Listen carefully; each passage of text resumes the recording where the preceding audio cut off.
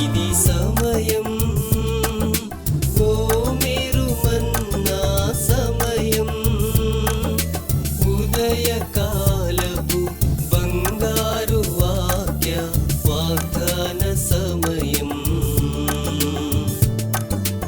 ఆదరించి బలపరచే ఓ మీరు మన్నా, మార్గం చూపి నడిపించే ఓ మీరు మన్నా, వాగ్దాన సమయం, ఓ మీరు మన్నా సమయం. Praise the Lord. Good morning. ఓ మీరు మన్నా, ఈరోజు బంగారు వాక్య వాగ్దానానికి స్వాగతం. బాగున్నారు కదా? దేవాతి దేవుని మహాకృప చేత ఆయన మనలను అనుక్షణము కాపాడుచున్న రీతిని బట్టి మనం క్షేమంగా ఉన్నాం. పిల్లరా, సజీవులే కదా ఆయన స్తుతిస్తారు. మనం ఆయన స్తుతిస్తుందా? మృతులను మౌన స్థితిలోనికి దిగిపోవాని యెహోవాను స్తుతించలేరండి. ప్రభువా, నీవు మమ్మల్ని సజీవులుగా ఉంచావు కాబట్టి నేను స్తుతిస్తున్నానని చెప్పి దేవునితో చెప్పగల వారమే ఉన్నాం. రెండీ దినం ప్రభు మనకిస్తున్న వాగ్దానాన్ని మనం స్వీకరించుదాం. పిల్లల ఇతరులకు కూడా దీన్ని షేర్ చేయండి, ఆశీర్వదించబడండి. యోబు గ్రంథంలో 34వ అధ్యాయం 10వ వచనం ఈ రీతిగా మాట్లాడుతుంది. దేవుడు అన్యాయం చేయుట అసంభవము. దేవుడు అన్యాయం చేయుట అసంభవము. మరొక మాట అక్కడ ఉంది, సర్వశక్తుడు దుష్కార్యం చేయుట అసంభవము. Job 34:10. From the Almighty to commit iniquity. దేవునికి మహిమ కలుగును గాక. ప్రియ దేవుని బిడ్డలారా, దేవుడు అన్యాయం చేయుట అసంభవం. ఈ మాటలు ఎవరంటున్నారో తెలుసా?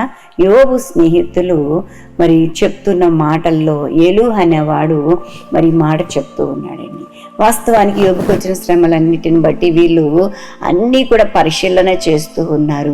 ఎందుకు వచ్చిందో, ఏమిటో, ఎలా, మరి ఇలాంటి శ్రమలు అనుభవించడానికి గల కారణం ఏమిటి అని అనేక విషయాలు చెబుతూ కొన్నిసార్లు మాటలతో యోబును మరి బాధ పెట్టినట్లుగా కూడా చూస్తూ ఉన్నాం. ప్రియులరా, అంటారు, నీవు చేసిన తప్పిదాలను బట్టో, నువ్వు చేసిన పాపాలను బట్టో నీకు ఈ శిక్ష విధించాడు ప్రభువు.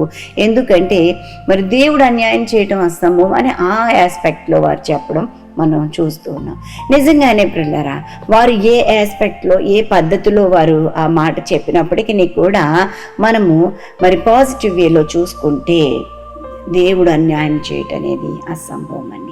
అయితే పిల్లరా, కొన్నిసార్లు పరీక్షలు కలుగుతాయి. ప్రభువు మరి కావాలని కొన్ని శ్రమలను మనకి పంపిస్తూ ఉంటాడు, శోధనలో మనల్ని పెడుతూ ఉంటాడు. అయితే శోధనలన్నింటిలో నుండి తప్పించే బాధ్యతను కూడా ఆయన తీసుకుంటాడు. శ్రమలలో నుంచి విడిపించే బాధ్యతను కూడా ఆయన తీసుకుంటాడు. ఎందుకంటే ఆయన అన్యాయం చేయట అసంభవం అండి. ఆయన దుష్కార్యం చేయట అసంభవం. కాబట్టి ప్రియ దేవుని బిడ్డలారా, గమనించండి. ఈరోజు నేను ఏ విషయంలోనైనా దేవుడు నాకేంటి ఇలా అన్యాయం చేశాడు, నేను ఎప్పుడు భయభక్తులతోనే ఉంటున్నాను కదా, దేవుని ఎడల ఎంతో భయం ప్రదర్శిస్తున్నానే, ఎప్పుడు దేవుని సన్నిధిలో కనబడుతున్నానే, అయినా కూడా ఎందుకు నాకు ఈ నిందలు, ఎందుకు నాకు ఈ శ్రమలు, ఎందుకు నాకు ఈ అప్పులు, ఎందుకు నాకు ఈ వ్యాధులు అని ఇలాంటి ప్రశ్నల మీద ప్రశ్నలు నీ జీవితంలో వస్తూనే ఉంటాయి. అయితే ప్రియ దేవుని బిడ్డలారా, ప్రభు మాట్లాడుతున్నాడు, దేవుడు అన్యాయం చేయట అసంభవము. వీటన్నిటి వెనుక కారణాలు ఉన్నాయి. నిన్ను బలపరచడానికో, నిన్ను తర్ఫీదు చేయటానికో, నిన్ను అన్నిటిలోనూ స్థిరపరచడానికో, విశ్వాసమును స్థిరులుగా బ్రతకడానికో దేవుని యొక్క ఉద్దేశము ఉంది. ప్రియ దేవుని బిడ్డలారా, మనకు తెలుసు యోబు యొక్క సంగతిలో. యోబుకి ఎందుకు ఇన్ని శ్రమలు వచ్చినాయో తెలుసు. తాను చేసిన పాపమును బట్టి కాదు, అతను శోధింపబడుచు ఉన్నాడు. శోధించటానికి సాతానికి అధికారము, అనుమతిని అనుగ్రహించాడు ప్రభు అన్న సంగతి తెలుసు అండి. దేవునికి స్తోత్రం కలుగును గాక.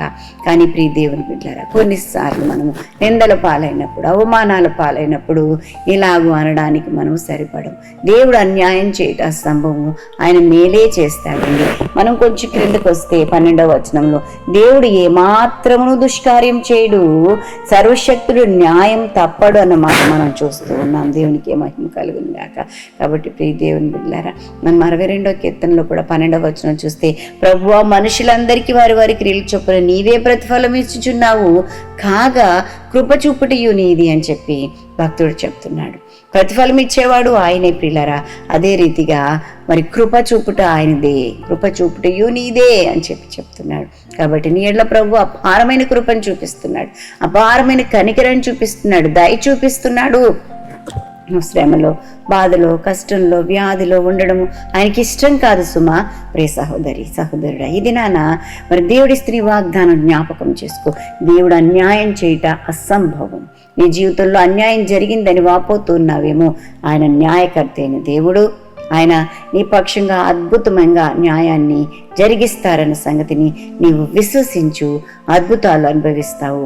అటు విధమైన కృపాభాగ్యం పరిశుద్ధాత్మ దేవుడు మనందరికీ అనుగ్రహించి నడిపించునుగాక. ఆమేన్. ప్రియులారా, ఇది నా బర్త్డేస్, వెడ్డింగ్ యానివర్సరీస్ జరిపించుకొచ్చిన వారికి శుభాలు తెలియజేస్తున్నాను. ఈ నూతన వస్త్రంలో నూతనమైన దీవెనలు ప్రభు మీకు ప్రసాదించునుగాక. మీ కొరకు ఒక వాగ్దానం జ్ఞాపకం చేస్తాను. యోబు గ్రంథములో 22వ అధ్యాయం 28వ వచనం, నీ మార్గముల మీద వెలుగు ప్రకాశించును. దేవునికి మహిమ కలుగును గాక. చక్కటి వాక్య భాగాన్ని ప్రభు మాట్లాడుతూ ఉన్నాడు. నీ మార్గముల మీద ఆయన వెలుగును ప్రసరింపచేస్తాడు. నేను సరి అయిన మార్గంలో, తిన్నని మార్గంలో నడిపిస్తాడు. పరిశుద్ధాత్మ దేవుడు నీకు ఇస్తున్న వాగ్దాన్ని స్వీకరించి దీవించబడండి. ప్రార్థన చేస్తాను, నాతో ఏకీభవించండి.